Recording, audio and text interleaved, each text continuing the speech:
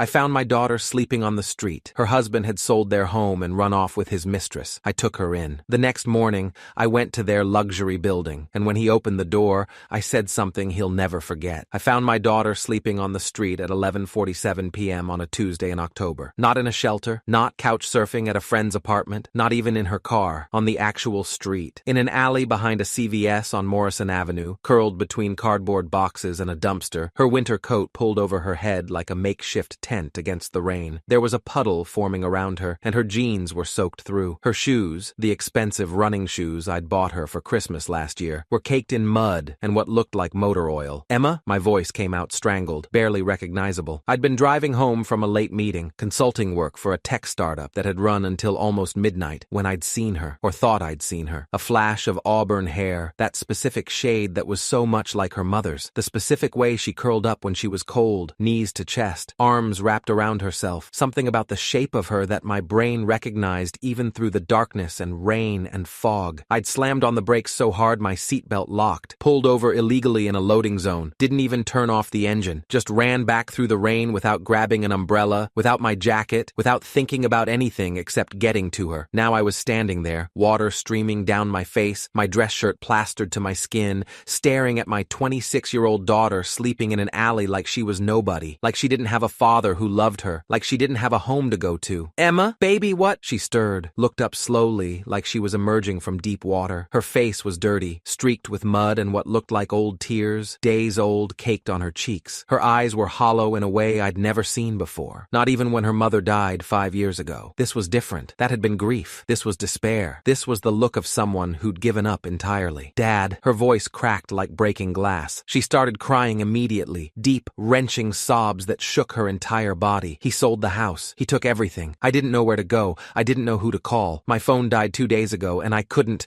My hands were shaking as I helped her stand. She was lighter than she should be. Had to be at least 15 pounds less than the last time I'd hugged her, which was, Jesus, when was the last time I'd seen her? 6 weeks ago? 2 months? How long had this been happening? Who? I asked, even though I already knew, even though there was only one person who could have done this to her. "David?" She nodded, barely able to speak through the crying. "He moved in with his girlfriend. Some luxury building downtown, the Riverside Towers. He showed me pictures of it while he was packing, showed me how nice it was, how much better than the house, than our house, Mom's house." Her voice broke on that. "He told me I deserved nothing, that I was pathetic for thinking I had any claim to anything, that I should be grateful he didn't have me arrested for trespassing when I tried to get my things." She was shaking now, her whole body trembling with cold and shock and exhaustion. "He changed the locks while I was at work. I came home and my key didn't work. There was a note taped to the door. It said, 'Your belongings are in storage, unit 247. You have 30 days to collect them before they're auctioned. Don't contact me again.'" Something in my chest cracked, not broke. Breaking would have been cleaner. This was a splintering, a fracturing of something I'd thought was solid. This was my daughter, my only child, the little girl who'd held my hand on her first day of kindergarten, the teenager who'd called me crying after her first breakup, the young woman who'd made me so proud when she'd graduated college with honors, the woman who'd been so happy on her wedding day that she'd literally glowed, and now she was here, in an alley, sleeping in garbage, because the man she'd married had destroyed her. "How long?" My voice came out rough. "How long have you been out here?" 4 days, maybe 5. I lost track. 5 days. 5 days my daughter had been homeless and I hadn't known, hadn't checked on her, hadn't called. "Why didn't you call me?" I tried. My phone died and I didn't have money for a charger and I was too ashamed to go to someone and ask to use their phone and say, "Hi, my husband threw me out and I've been sleeping in the street. Can I please call my dad?" The words came out in a rush, defensive and broken. "Emma." I pulled her close, not caring that she was wet and dirty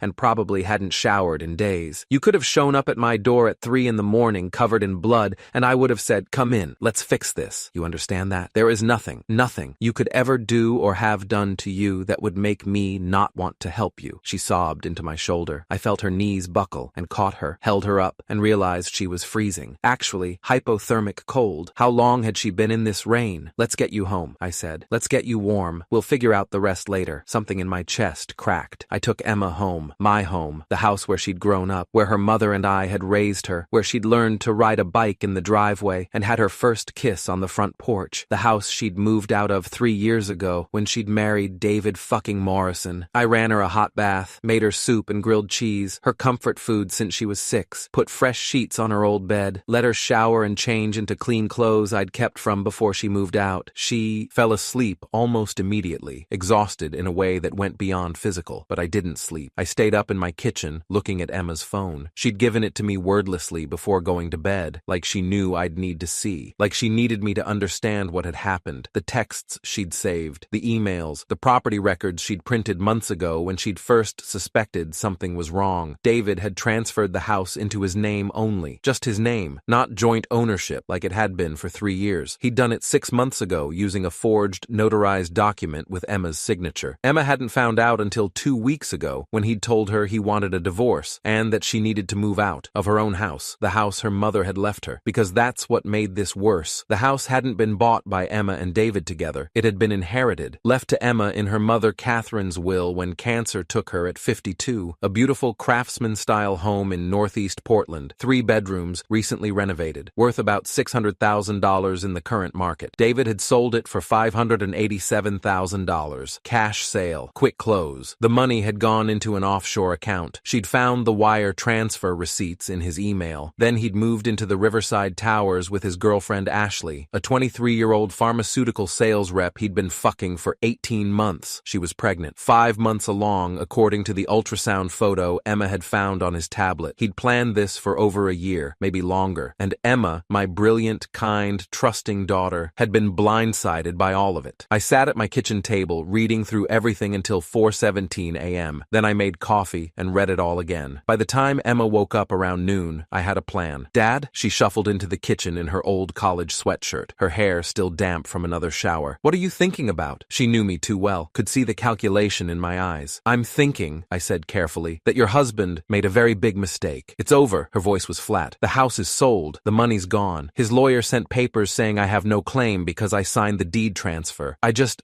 want to move on. Emma, look at me. She did, reluctantly. It's not over until you get what's yours. Dad, I can't afford a lawyer. I can't afford anything. I have $847 in my bank account and a car that needs $200 in repairs. I can't fight this. You don't have to. I pulled out my phone. I can. I called Benjamin Caldwell. He'd handled Catherine's estate 5 years ago, was the one who'd helped us navigate probate, who'd made sure Emma inherited the house smoothly, who'd been sharp and ruthless when her mother's sister had tried to contest the will. He answered on the 3rd ring. Thomas, it's been a while. Ben, I need you. It's about Emma. What happened? I told him. All of it. The forged signature, the fraudulent deed transfer, the offshore account, the pregnant girlfriend, Emma sleeping in an alley. When I finished, there was a long silence. Thomas, what you're describing is felony fraud, multiple counts, forgery, wire fraud, possibly theft by deception. This isn't just civil court. This is criminal. Good. I'm serious. We can bury him completely, but it's going to get ugly. It's already ugly, Ben. My daughter was homeless. Okay, I heard him moving, probably grabbing a pen. I need everything. Every document Emma has, every text message, every email. Can you get her to my office today? Yes. This afternoon, 2 o'clock. I'll clear my schedule. Emma was staring at me from across the kitchen table, hope and fear warring on her face. One more thing, Ben. What? Before we go full legal assault, I want to do something first. Thomas, I want to look him in the eye. I want him to know what's coming. That's a bad idea. You could compromise the case. If you threaten him, I won't threaten him. I'll just talk. Just let him know that I know. Is that illegal? Ben sighed. No, but be careful. Don't say anything that could be construed as intimidation or harassment. Just be smart about this. I'm always smart, Ben. That's what worries me. We met with Benjamin Caldwell at 2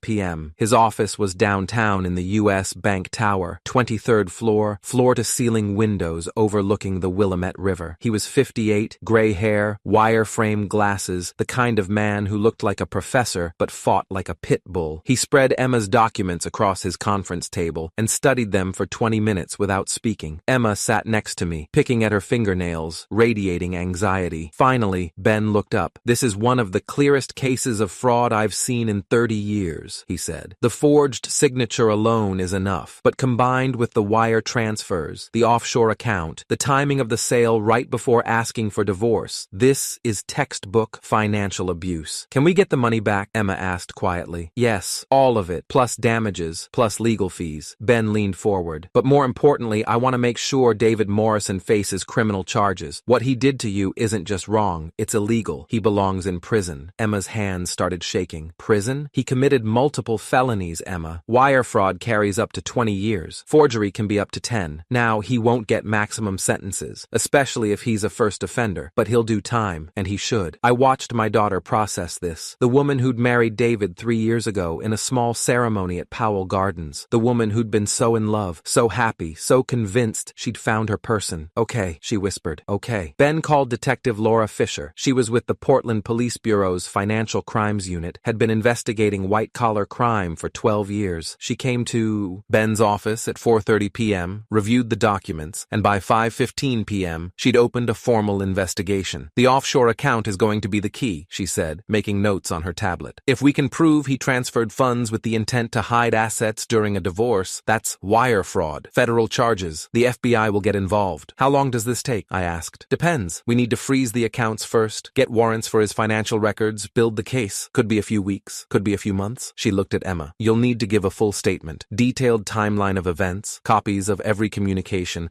documentation of the forgery. I can do that, Emma said. Good. Detective Fisher stood up. I'll be in touch. Mr. Caldwell has my direct line. Call me if David tries to contact Emma or if anything else happens. After she left, Ben turned to me. You still want to go see him? Yes. Tonight? Tonight. Be careful, Thomas. He's already proven he's willing to commit fraud. He might be dangerous. He's not dangerous, I said. He's just cruel. There's a difference. I drove to the Riverside Towers at 7:23 p.m. Emma stayed at Ben's office with his paralegal, going through documents, preparing her statement. The Riverside Towers was exactly what I expected. Glass, steel, valet parking, the kind of building that screamed money and pretension. I walked past the doorman like I owned the place. Elevator to the 8th floor, apartment 8C. I stood outside for a moment, listening to voices inside. David's voice, a woman laughing, the sound of wine glasses clinking. They were celebrating. I knocked. Footsteps from inside. Quick, light, probably Ashley, then heavier ones. David. The door opened. David Morrison stood there in expensive loungewear, Lululemon joggers, and a designer hoodie that probably cost $400. His hair was styled perfectly, that effortless but actually takes 30 minutes look. His face had that smug, satisfied expression of a man who thought he'd gotten away with something clever, like he'd won a game nobody else knew they were playing. He was holding a glass of red wine, expensive wine, judging by the shape of the glass. Behind him, I could see into the apartment. Open floor plan, floor-to-ceiling windows, modern furniture that looked like it came from a restoration hardware showroom. Everything sleek and perfect and expensive, bought with my daughter's money. Can I help you? His tone was dismissive, annoyed at being interrupted. Then recognition hit and his expression shifted from annoyance to something like alarm. Oh, Thomas. Hello, David. He recovered quickly, straightening his shoulders, putting on a mask of confidence. What do you want? To talk. We have nothing to talk about. Emma and I are done. Tell her to stop calling me. Tell her to stop harassing me. I'll get a restraining order if she doesn't stop. That was rich. Emma hadn't called him once, hadn't texted, hadn't tried to contact him at all. She'd been too busy trying to survive. She hasn't called you once, I said, keeping my voice level. Then why are you here? Because I found her sleeping on the street last night. The smug smile faltered, just for a second. Then it came back, but forced this time. That's not my problem. She's an adult. She made her choices. She didn't choose to be defrauded. I didn't defraud anyone. His voice got louder, defensive. That house was in my name. I had every legal right to sell it. She signed the papers. It's not my fault she didn't read what she was signing. Except she never signed those papers. You forged her signature. That's a lie. That's a fucking lie, and you can't prove it. Actually, I said, pulling out my phone very slowly, very deliberately, letting him see exactly what I was doing. I can. My lawyer, Benjamin Caldwell, 30 years experience in estate law, filed a police complaint this afternoon. Detective Laura Fisher with the Portland Police Bureau's Financial Crimes Unit is very interested in your offshore accounts. So is the FBI, actually, since transferring nearly $600,000 offshore without reporting it is a federal felony. The color drained from his face, started at his forehead and worked down. I watched it happen in real time. His hand tightened on the wine glass until his knuckles went white. You're bluffing. You're just trying to scare me. Am I? I pulled up an email on my phone and showed him. Official Portland Police Bureau letterhead. Case number. Detective Fisher's name and badge number. This is the case file. Opened this afternoon at 5:47 p.m. The offshore account is already flagged. By Monday, they'll have warrants for all your financial records. His breath was coming faster now. I could see sweat starting on his forehead despite the cool evening air. Behind him, a woman appeared from the kitchen. Young, early 20s at most, blonde hair in a ponytail, very pregnant, maybe 5 or 6 months, her hand resting protectively on her swollen belly. She was wearing expensive maternity clothes. Everything about her screamed, kept woman. David, who is this? Nobody, David snapped without looking at her. Go back inside, Ashley. But I smiled at her, the kind of smile that held absolutely no warmth, a predator's smile. I'm Emma's father. You must be the mistress. Her blue eyes widened. Her hand went to her throat. I'm not a... We're together. David David and I are in a relationship. We're having a baby. How nice. David told you Emma left him, didn't he? That she was crazy, unstable, that she couldn't handle his success, that their marriage was over long before you came into the picture? Ashley's face flickered with uncertainty. Her eyes darted to David, looking for confirmation, for reassurance. He said the marriage had been over for years, that they'd just been going through the motions, that they'd grown apart, and the divorce was amicable. He lied. I stepped closer to the doorway. David moved to block me, but I wasn't actually trying to enter. I just wanted to be close enough that they both had to really look at me, really see me. He sold her house while she was at work, forged her signature on legal documents, transferred the deed into his name only, left her with nothing, not even her clothes. She was homeless, Ashley, sleeping in an alley behind a CVS for 5 days, while you two were here drinking wine in an apartment he bought with stolen money. That's not true, David's voice cracked. Don't listen to him. He's trying to break us up. He's trying to ruin us because he can't accept that Emma and I are done. I held up my phone again, showing them the bank statements Ben had prepared. These are wire transfers from the house sale, $587,000, going into an offshore account in the Cayman Islands, account number ending in 4792, opened 14 months ago, then progressive withdrawals over the past 6 months totaling $234,000, which matches exactly the down payment on this apartment. Want to see the mortgage documents? I have those too. Ashley's face had gone pale now. She looked at David with something new in her eyes. Doubt, fear. David, what is he talking about? It's complicated, David said quickly. Too quickly. The house was marital property. We bought it together. I had a right to sell it. The money from the sale is half mine. We're just in a dispute about asset division. That's all this is. A bitter divorce where her father can't accept that she was a bad wife. The house was inherited, I interrupted, my voice going cold, really cold. The voice I used in business negotiations when I was done being polite. Not marital property. Emma inherited it from her mother, my wife Catherine, when she died 5 years ago. It was Emma's sole and separate property. You had no legal right to it, which is why you had to forge her signature to sell it, which is why when Detective Fisher gets the handwriting analysis back, it's going to show that the signature on the deed transfer is right-handed, even though Emma is left-handed and signs with a specific left-slanted style. You can't prove that. The forensic handwriting expert already has the documents. Results by Monday. I looked at Ashley, who was now visibly shaking. You should also know that this apartment is considered proceeds of a crime. When David is convicted, and he will be convicted, the court can seize this place as ill-gotten gains, asset forfeiture. They can take it. And you, Ashley, pregnant and innocent as you might think you are, will be looking for somewhere else to live. Probably somewhere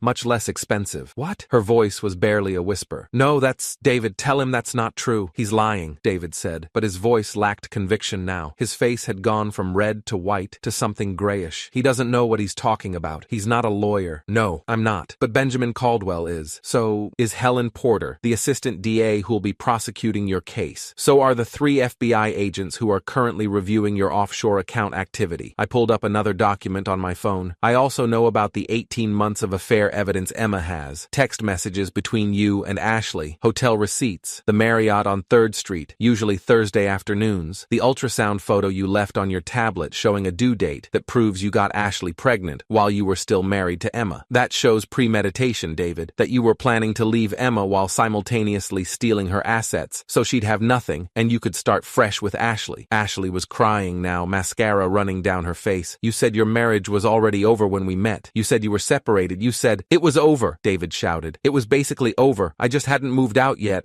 He's lying to you the same way he lied to my daughter, I said to Ashley, my voice softer now, almost gentle, because she was pregnant and young and stupid, but not necessarily malicious. She was a victim too, in her way, just a different kind. The same way he'll eventually lie to you. Do you think you're special, Ashley? Do you think you're different? You're not. You're just the next Mark, the next woman who fell for his bullshit. And when he gets bored or finds someone younger or needs money, he'll do to you exactly what he did to Emma. David lunged forward, his wine glass sloshing. Get out! Get the fuck out of my apartment! Oh, I'm leaving, I said, not moving an inch, not flinching. But the police will be here soon. Detective Fisher said probably tomorrow, maybe Friday. They'll want to talk to you about the offshore accounts, about the house sale, about the forged documents. The FBI is also very interested in your tax returns. Apparently transferring that much money offshore without reporting it is its own separate felony. Treasury Department gets involved in those cases. It's not pretty. His hands were shaking so badly now he had to clench them into fists. The wine glass fell from his grip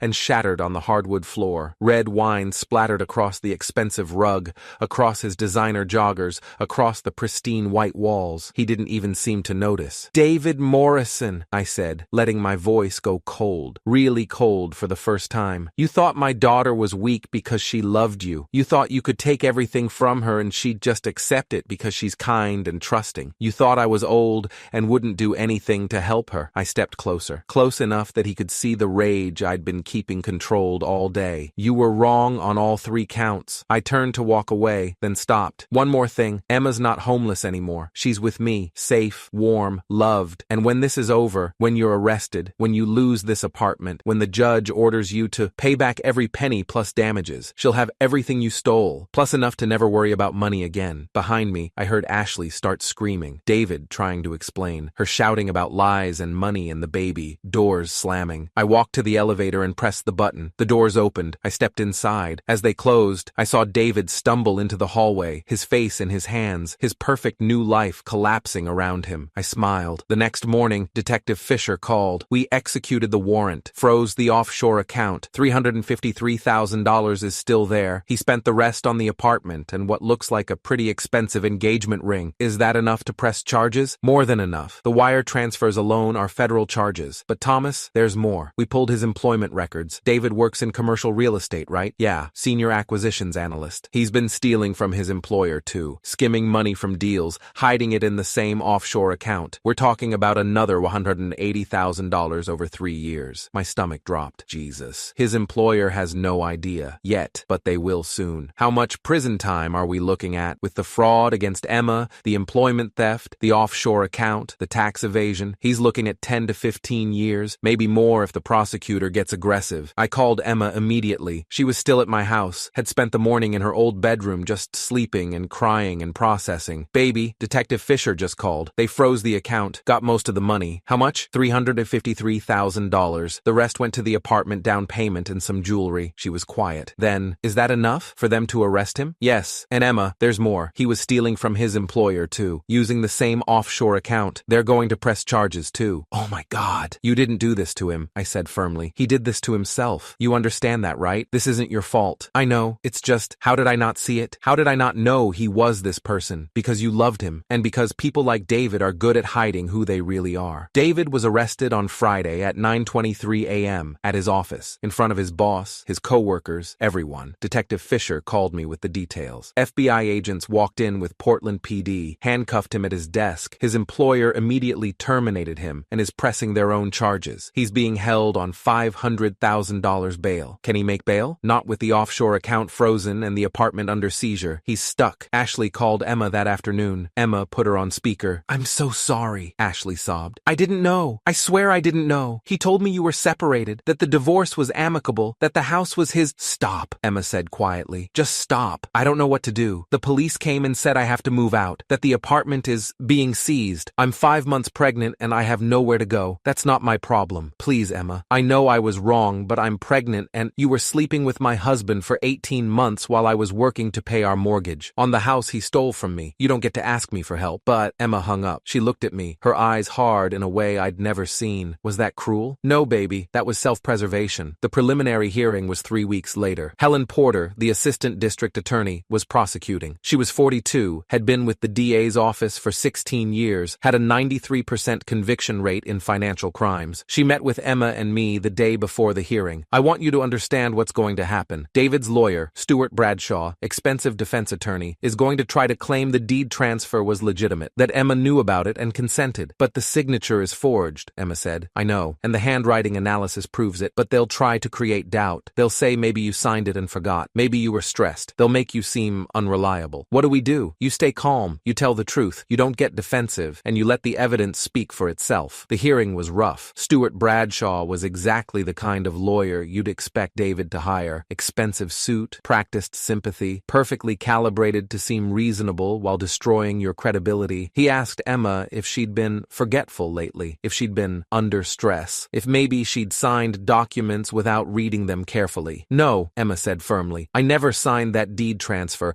I didn't even know about the sale until 2 weeks before David kicked me out." "But you were having marital problems, weren't you? Isn't it possible you were distracted?" "Objection." Ben Caldwell stood up. "Counsel is badgering the witness." "Sustained," the judge said. Bradshaw changed tactics. "Ms. Morrison, isn't it true true that you and your husband shared all financial accounts? That you both had access to all funds? No, we had a joint checking account for household expenses, but my inheritance from my mother, the house, was solely mine, and yet you let your husband live in that house for 3 years. Doesn't that suggest you considered it marital property? No, it suggests I loved him and wanted to share my home with him. That doesn't give him the right to steal it. The judge finally intervened. Mr. Bradshaw, the handwriting analysis is clear. The signature on the deed transfer doesn't match Ms. Morrison's verified signature. Unless you have evidence to contradict that analysis, I suggest you move on. Bradshaw tried a few more angles but couldn't shake Emma's testimony. The forensic evidence was too solid. At the end of the hearing, the judge ruled there was sufficient evidence to proceed to trial. David was denied bail reduction. The judge called him a clear flight risk, given the offshore accounts and previous asset concealment. Outside the courthouse, Ben pulled me aside. David's lawyer approached me. He wants to negotiate a plea deal. What kind of deal? David pleads guilty to fraud and forgery, agrees to pay full restitution plus damages. In exchange, the prosecution recommends a lighter sentence, maybe 5 years instead of 15. What does Emma get? Her money back, all of it, plus damages for emotional distress, legal fees, and punitive damages. We're talking probably close to $900,000 total. I looked at Emma, who was standing near the courthouse steps, staring at the gray Portland sky. Let me talk to her. I walked over and sat down next to her on the steps. David's lawyer wants to make a deal, I said. She looked at me. What kind of deal? He pleads guilty, pays you back everything plus damages, gets a lighter prison sentence. How much lighter? Maybe 5 years instead of 15. She was quiet for a long time. Then, what do you think I should do? I think you should do whatever helps you heal. If you want him to spend 15 years in prison, I'll support that. If you want to take the deal and move on with your life, I'll support that too. I don't want to think about him anymore, she said quietly. I don't want to spend years going to trial, testifying, reliving this. I just want my money back and I want to move forward. Then we take the deal. The plea deal was finalized 2 weeks later. David Morrison pleaded guilty to 2 counts of wire fraud, 1 count of forgery, and 1 count of theft. He was sentenced to 6 years in federal prison with possibility of parole after 4. He was ordered to pay Emma $587,000, the full amount from the house sale, plus $200,000 in damages, plus $113,000 in legal fees and punitive damages. Total, $900,000. His employer also sued him for the embezzled funds. He'd have to pay that back, too, with interest. By the time he got out of prison, he'd be in debt for the rest of his life. Ashley left him before the sentencing, moved back to Arizona to live with her parents, had the baby, a girl, and started posting on social media about toxic relationships and red flags she'd missed. Emma blocked her on everything. 6 months after David was sentenced, Emma moved into a new house, a beautiful bungalow in Laurelhurst, 2 bedrooms, big backyard, skylights in the kitchen. She paid cash, $485,000 from her settlement. The rest went into savings and investments. I helped her move in on a Saturday in May. The sun was shining. She was smiling, really smiling, for the first time in months. Dad, she said as we unloaded boxes, thank you for everything, for finding me, for fighting for me, for not letting him get away with it. You don't have to thank me. That's what fathers do. Not all fathers. She hugged me tight. Mom would be proud of you. She'd be proud of you too, baby. You survived this. You're going to be okay. I know. That night, after I'd gone home, after Emma was settled in her new house, after everything was finally over, I sat in my kitchen where 6 months ago I'd read through all the evidence of David's betrayal. My phone buzzed. A text from Emma. Sleeping in my own house tonight. My house. Safe and sound. Love you, Dad. I smiled. Then I poured myself a bourbon and walked out to my back porch, looking up at the stars. Catherine would have handled this differently, I thought. She'd have been calmer, more diplomatic, less inclined to show up at David's apartment and scare the shit out of him. But she wasn't here anymore, and our daughter had needed protection, had needed someone to fight when she was too broken to fight for herself. I'd done that, successfully. David Morrison was in federal prison. Ashley was gone. Emma had her money back and a new home and, slowly, her life back. And every night, for the rest of his sentence, David would lie in his prison cell and think about the moment when an old man showed up at his door and destroyed his entire life in less than 5 minutes. The moment when he learned that underestimating a father's love was the biggest mistake he'd ever make. My daughter would sleep safe tonight, and every night after. That's all that mattered. That's all that ever mattered.